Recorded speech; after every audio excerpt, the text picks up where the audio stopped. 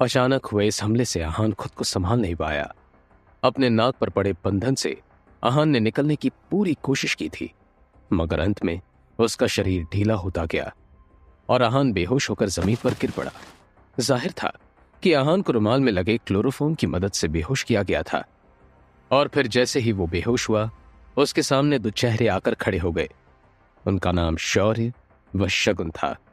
दोनों के चेहरे पर एक विजयी मुस्कान थी। तभी शगुन ने शौर्य से कहा, मल्होत्रा से कह दो कि वो अपना काम शुरू करे। इसके बाद क्या हुआ, कुछ पता ही नहीं चला। अगली सुबह जब आहान की आंखें खुली तो उसने खुद को अपने कमरे में पाया। उसे अभी भी चक्कर आ रहे थे। रात के बारे में याद आते ही आहान चौंक पड़ा। मैं यहां कैसे आया? क्या हुआ है मेरे साथ? शनाया के पापा हॉस्पिटल में हैं और इससे में शनाया को पता चला कि मैं यहां हूं तो उसे कितना बुरा लगेगा। लेकिन मेरे साथ क्या हुआ, इस बारे में मुझे पता लगाना होगा। इतना कहकर आहान ने अपना मोबाइल बाहर निकाला और शगुन को कॉल लगा दिया।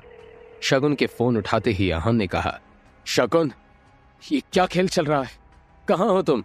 मैं जब मल्होत्रा के क्लब पहुंचा तो तुम वहां नहीं थी और फिर मुझे किसी ने बेहोश कर दिया।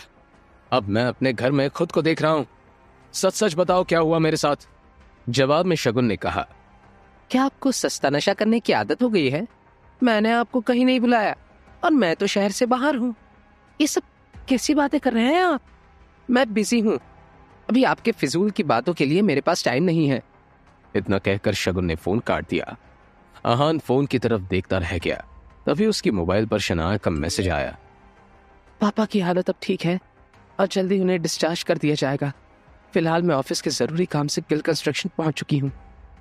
इस मैसेज को पढ़कर आहान ने एक लंबी सांस ली और फिर उसके मोबाइल पर विक्रम का फोन आया। फोन उठाते ही विक्रम ने कहा, अब आप अपना काम शुरू कर सकते हैं। फिलहाल आपके रहने के लिए रोजवुड स्प्रिंग में एक घर बुक किया गया है, आप जाकर देख सकते हैं। मगर उसके मालिक कार्तिक कोहली से आप बचकर रहना। वो बहुत ही चालाक और अपना काम निकालने में माहिर है। रोजवुड स्प्रिंग के बारे में आहान ने बहुत सुन रखा था। एक फ्लैट की कीमत भी वहां 50 करोड़ से कम नहीं थी। उसे याद था कि शनाया को यह जगह बहुत पसंद थी। कुछ सोचकर आहान बाहर निकला तो उसकी बाइक भी वहीं खड़ी थी जिसे आहान लेकर मल्होत्रा के क्लब में गया था। ये बात उसके दिमाग में खटक रही थी और फिर उसने खुद से कहा, इस बारे में मुझे मल्होत्रा से बात करनी होगी। कल रात उसके क्लब में क्या हुआ था, मगर उससे पहले मुझे रोजवुड स्प्रिंग जाना होगा। इतना कहकर आहान बाइक लेकर रोजवुड स्प्रिंग की तरफ निकल गया। वहां पहुंचकर आहान ने बाइक एक साइड लगाई और अंदर बढ़ने लगा। तभी सामने खड़े दो गार्ड ने उसका रास्ता रोकते हुए पूछा, कौन हो तुम और इस तरह से अंदर क्यों जा रहे हो? जवाब में आहान ने कहा, मुझे यहां घर खरीदना है, बस उसे ही देखने आया। आहान की पुरानी बाइक और उसके कपड़े देखकर वे गार्ड हंसने लगे और फिर उनमें से एक ने कहा, अरे भैया, आजकल तो कोई भी इधर मुंह उठाकर चला आता है। इधर तो तुम्हारी देखने की भी औकात नहीं लगती और बड़ी बातें कर रहे हो। चला निकलो यहां से। इस पर आहान ने कहा, किसी के कपड़ों से उसे जज करना गलत है। क्या यहां आए गेस्ट से आप लोग इस तरह बात करते हैं? और फिर इस तरह से उनके बीच बात काफी बढ़ गई। कुछ ही देर में आहान से बदतमीजी करते हुए वे गार्ड आगे बढ़े और उसकी बाइक से तोड़फोड़ शुरू कर दी। तभी आहान आगे बढ़ा और उस गार्ड का हाथ पकड़ लिया। आहान उस पर थप्पड़ मारने ही वाला था कि तभी पीछे से एक आवाज आई, sir sir sir sir sir please please इन्हें माफ कर दीजिए, इनकी तरफ से मैं आपसे माफी मांगता हूं। आहान ने पलटकर उस तरफ देखा तो रोजवुड स्प्रिंग का मालिक कार्तिक कोहली खड़ा हुआ था। कार्तिक कोहली उन गार्ड्स के नजदीक आकर बोला, शायद तुम लोग गेस्ट से बात करने की तमीज भी भूल चुके हो। पता भी है तुम्हारे सामने कौन खड़ा है? इस पर आहान कार्तिक कोहली से बोला, इन्हें मेरे बारे में बताने की जरूरत नहीं है मिस्टर कोहली, मगर इन्हें इतना जरूर पता होना चाहिए कि अगर कोई गरीब भी यहां आ जाए तो ये उससे सलीके से पेश आए। कार्तिक कोहली शर्मिंदा होते हुए बोला, जी जरूर, वैसे मुझे पता था कि आप यहां आने वाले हैं, बस इन्हें बताना भूल गया था। मैंने आपके लिए लंच का इंतजाम किया है, चलिए थोड़ा मौका हमें भी दीजिए। इतना कहकर कार्तिक कोहली आहान को अंदर ले गया। एक बड़े से टेबल पर नौकरों ने लंच सर्व किया। कार्तिक कोहली ने बड़ा इंतजाम कर रखा था, शायद ये सोचकर कि आहान रायजादा से उसे अच्छा फायदा हो सकता है। लंच करते हुए ही आहान ने कहा, आपका रोजवुड स्प्रिंग काफी पॉपुलर हो रहा है, मगर मुझे लगता है कि इस पहाड़ी इलाके में अगर इसका एक्सपांशन हो पाए तो ये जगह पूरे देश में फेमस हो जाएगी। बड़े बड़े लोग यहाँ खरीदारी करना पसंद करेंगे। कार्तिक जैसे इसी मौके का इंतजार कर रहा था। उसने झट से कहा, आप सही कह रहे हैं मिस्टर रायजादा, मगर इसके लिए ढेर सारे पैसों की जरूरत होगी जो फिलहाल मेरे पास नहीं है। जवाब में आहान ने लंच करते हुए बोला, आप चाहे तो मैं आपके प्रोजेक्ट में इन्वेस्ट कर सकता हूं। इस पर कार्तिक कोहली खुशी से बोला, ये तो मेरे लिए बड़ी नसीब की बात होगी, मुझे आपका फैसला मंजूर है। और फिर इस तरह से यहां एक डील फाइनल हो गई। कार्तिक कोहली बहुत ही खुश था। वो आहान को छोड़ने खुद बाहर तक आया और बोला, उम्मीद है हम जल्द ही फिर मिलेंगे। मेरे गार्ड्स ने आपकी बाइक भी खराब कर दी, मुझे इसकी भरपाई करने का मौका दीजिए, प्लीज आप इनकार मत करना। कार्तिक कोहली हाथ जोड़ते हुए बोला। तभी कार्तिक ने अपने किसी आदमी को इशारा किया और उसने कार्तिक की स्पोर्ट्स कार वहां लाकर खड़ी कर दी। गार्ड्स आहान को देखकर हैरान थे। उन्हें यकीन नहीं हो रहा था कि उनका मालिक किसी के सामने हाथ जोड़ सकता है। फिर आहान उस गाड़ी में बैठा और ड्राइव करते हुए निकल गया। बाहर गौरव और शगुन अपनी कार में बैठे हुए थे। गौरव कार्तिक की ही कंपनी में मैनेजर था, इसलिए किसी काम से कार्तिक से मिलने आया था। जब शगुन ने आहान को इतने महंगी गाड़ी में देखा तो उसकी आंखें फैल गई। वो बुरा सा मुंह बनाते हुए बोली, ओह, तो शनाया को इम्प्रेस करने के लिए और हमें नीचा दिखाने के लिए इसने गाड़ी रेंट पर लेनी शुरू कर दी।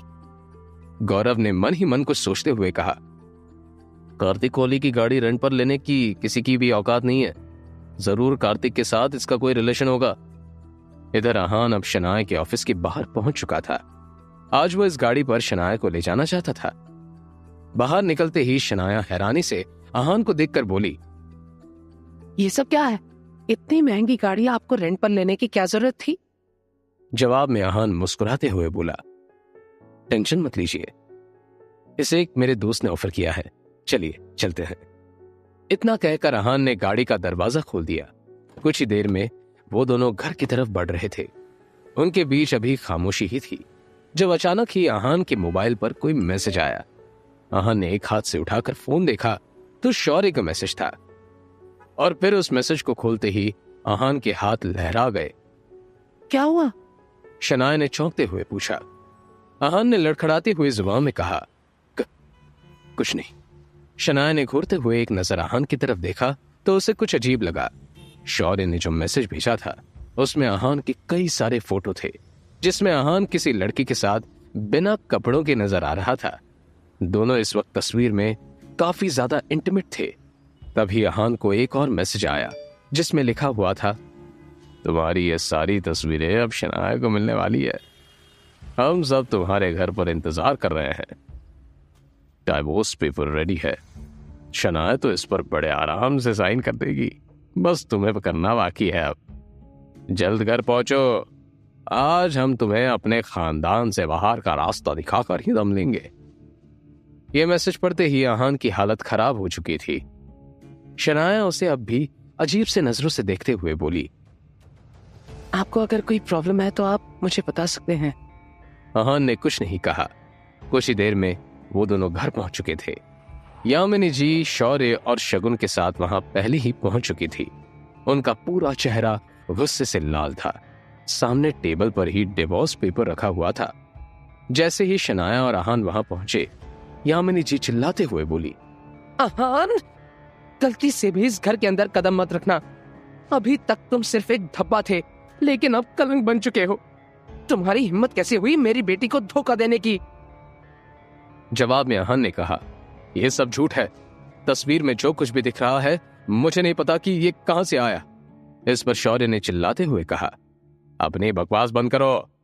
इस तस्वीर को देखकर कौन विश्वास नहीं करेगा कि ये तुम हो? कहते हुए शौर्य ने मोबाइल शनाया के हाथों में दे दिया। शनाया हैरानी से वो सभी फोटोज देखे जा रही थी। उसकी आंखों में आंसू आ चुके थे। एक नजर शनाया ने आहान की तरफ देखा तो आहान ने कहा, शनाया, ये झूठ है। ये हमारे रिश्ते को खत्म करने की साजिश है। मुझे नहीं पता कि ये तस्वीरें कैसे आई। इस पर शगुन चिल्लाते हुए बोली, अच्छा तो सच क्या है तुम बताओ। पैसों के लालच में तुमने ये शादी तो कर ली, लेकिन हवस की आग अभी तक तुम्हारे अंदर जिंदा है। और किस रिश्ते की बात कर रहे हो तुम, जो अभी तक ठीक से बना भी नहीं है?